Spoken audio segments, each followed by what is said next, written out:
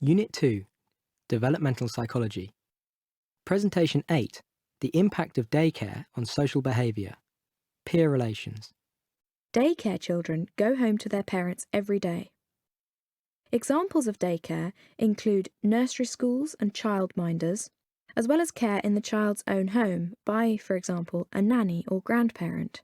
Some research suggests that daycare can actually have positive effects, for example, on relationships with other children, their peers. This presentation is concerned with the effects of daycare on peer relations. It is not unreasonable to think that daycare could enhance children's abilities to deal with their peers.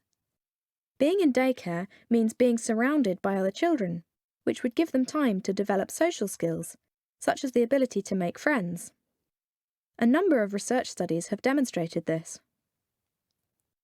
Tiffany Field conducted a correlational study in the 1990s looking at the relationship between the amount of time spent in daycare and the effects of daycare on peer relations. This was an American study where the children who were assessed were in full-time daycare, in other words, at least 30 hours per week.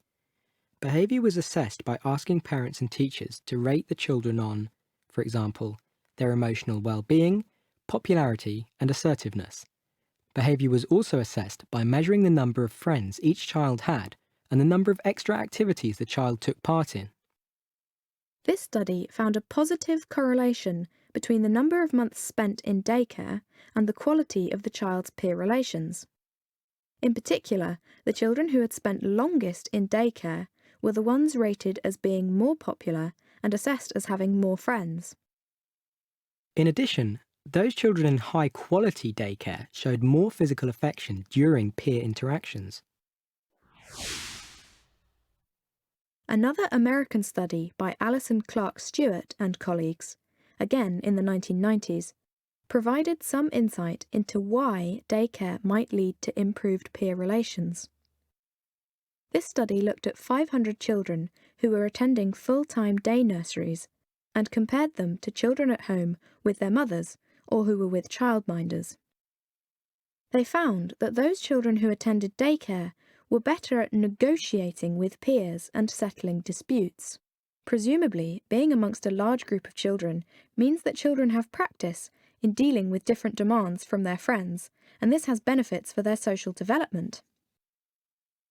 It might be worth mentioning that Clark Stewart's study also found that the children in full-time daycare were more self-confident, outgoing, verbally expressive, self-sufficient and comfortable.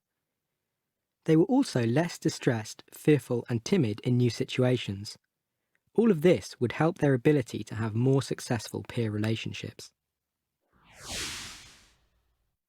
Research has also found that there are some negative effects of daycare on peer relations.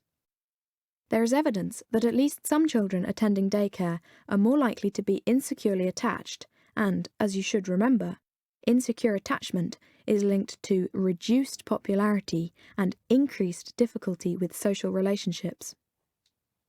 For example, Jay Belsky and Michael Rovine found that children who had experienced 20 hours or more of daycare per week before they were 1 year old were more likely to be insecurely attached as compared with children who were in daycare for less than 20 hours. The link between insecure attachment and peer relations has been shown in research, such as the Minnesota Longitudinal Study, which followed children from infancy through to later childhood. This study established that those children who had been classed as insecurely attached when they were infants were later rated lower for social competence and were less popular than securely attached infants. Evaluating research on the effects of daycare on peer relations. One of the key criticisms of research in this area relates to the methodology used in the studies. Most of the studies produce only correlational data. For example, Field's study demonstrated a positive correlation between months spent in daycare and improved peer relations. It would be mistaken to conclude that daycare had caused this effect. There might be other explanations. For example, some children might find the experience of daycare quite upsetting, and therefore their parents decide to care for their children themselves. This would leave a population of outgoing and socially competent children in the daycare centres, and would explain the link between duration of daycare and positive peer relations. On the other hand, Clark Stewart's study did provide evidence of how daycare might cause better peer relations. Her research suggested that daycare enables children to learn social skills, and this would lead to improved peer relations. So there is some evidence of a cause and effect link. Research on the relationship between daycare and peer relations has important real-world applications. It indicates the specific behaviours that daycare providers might focus on in order to maximise the benefits of the environment. For example, staff at daycare centres might create situations to help children learn how to negotiate and perhaps even how people can play together, so the young children could model this behaviour. However, daycare research seems more focused on measuring the effects of the experience rather than looking at the factors that might make it better or worse. Dingfelder has suggested that daycare research might be more useful if it investigated, for example, the factors that lead to improved sociability. Another criticism relates specifically to the issue of insecure attachment. There is some disagreement about this. Belsky and Rovine found that spending more than 20 hours in daycare was associated with a risk of insecure attachment, which suggests that daycare in some way causes insecure attachment. However, Eagland and Heister found that insecurely attached children actually gained more from daycare than securely attached children did. This presents a different picture. It suggests that insecure attachment may not be a negative outcome of being in daycare, and in fact, the insecurely attached children might be the ones who benefit from daycare. Finally, we might consider the factors that moderate the effects of daycare on peer relations. One factor is individual differences. It seems obvious that some children will find daycare more difficult or unpleasant than others. For example, research by J. Belsky has found that shy children find the experience more overwhelming and distressing. This is unlikely to enhance their ability to deal with peers. So we cannot presume that daycare will benefit the peer relationships of all children. Second, there is the important variable of the quality of a daycare environment. Some day nurseries are rated by the government as high in quality. In field study, some of the positive effects on peer relations particularly applied to high-quality daycare.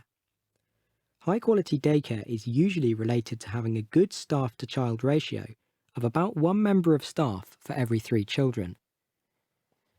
This is important because it means that each child can form a special relationship with a staff member, and this can provide secondary attachments. Furthermore, a good staff-to-child ratio enables a good level of supervision of the interactions between children. More staff means that squabbles and other negative experiences that might damage peer relations between children can be avoided. Finally, the type of daycare is significant.